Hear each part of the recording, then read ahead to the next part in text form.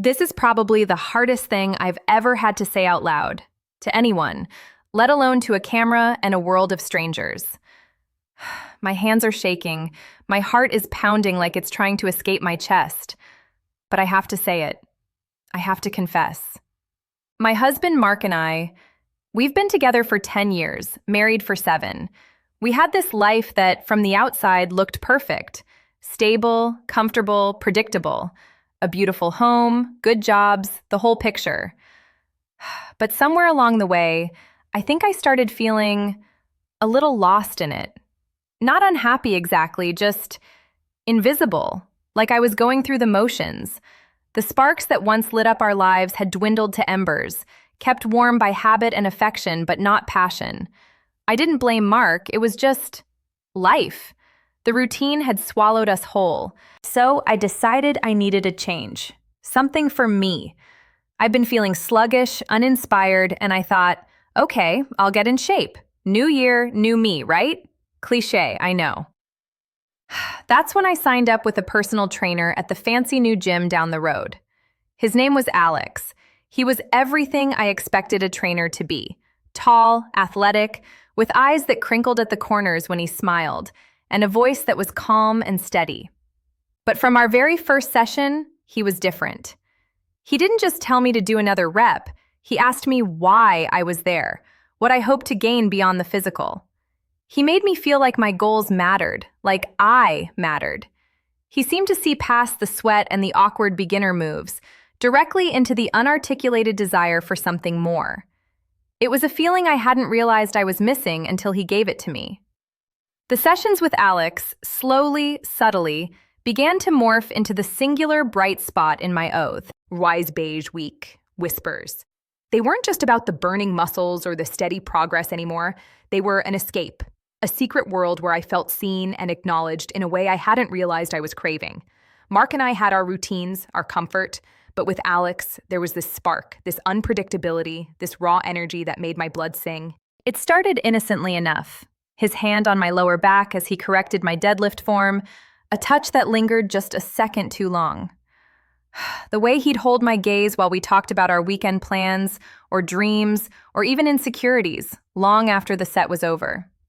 He'd remember little details I'd mentioned offhand, bringing them up in the next session, making me feel uniquely understood. He'd push me to my limits, then praise me with such genuine enthusiasm, it felt like I was glowing from the inside out. He had this way of making me feel incredibly strong and incredibly vulnerable at the same time.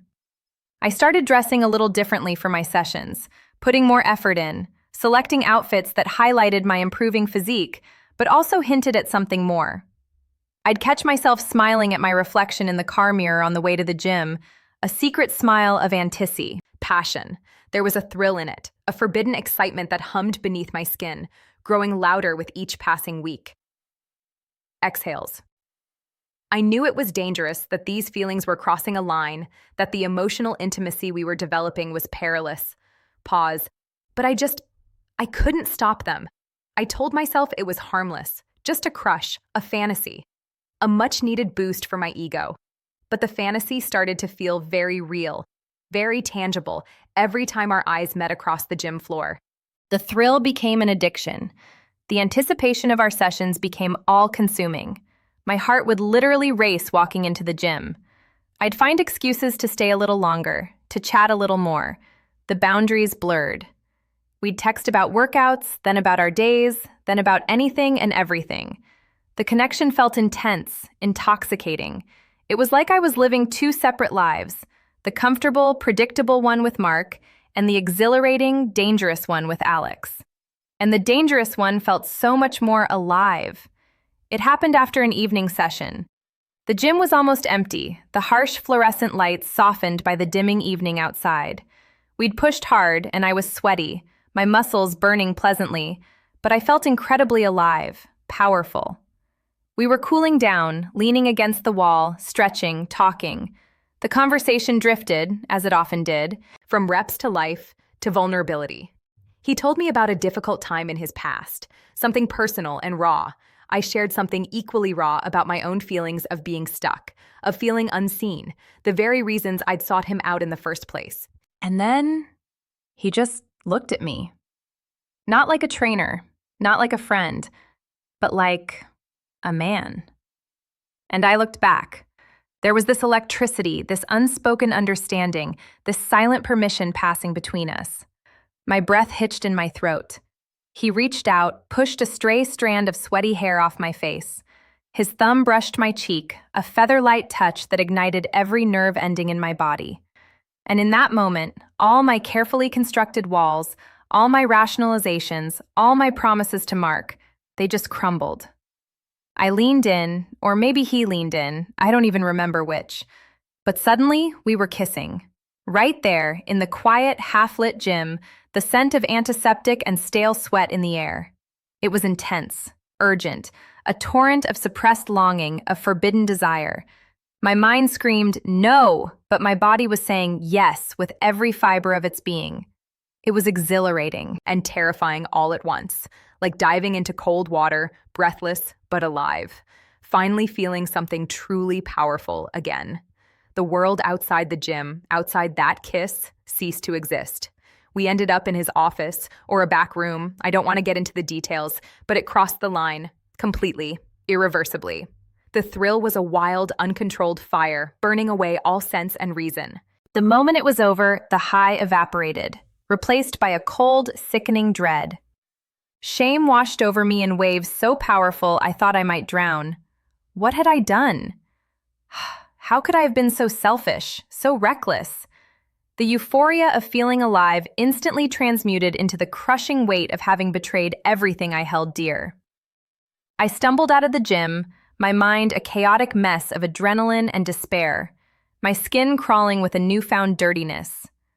Driving home, I stared at my hands on the wheel, seeing not just my hands, but the hands that had touched another man, the hands that had betrayed Mark, the man who trusted me implicitly. He was probably home, maybe watching TV, maybe asleep, completely oblivious. And I was driving back to him, carrying this terrible, heavy secret like a lead cloak. The guilt was a physical weight in my chest, making it hard to breathe, making my stomach churn. I walked into our quiet house and everything felt wrong. The familiar comfort now felt like a cage built of my own lies. Mark was indeed asleep. I stood over him, watching him breathe, the gentle rise and fall of his chest, the peaceful expression on his face, and the tears started to fall. Crying. Silent, hot tears of pure, unadulterated guilt, scalding tracks down my cheeks. I felt like a stranger in my own skin, a monster. Whispers. How could I ever look him in the eye again? How could I pretend? The pillow next to him felt like an accusation, the warmth of our shared bed, a scorching betrayal. The days that followed were a blur of forced smiles and internal torment. Every time Mark touched me or told me he loved me, or just looked at me with his honest, trusting eyes, a fresh wave of nausea would hit.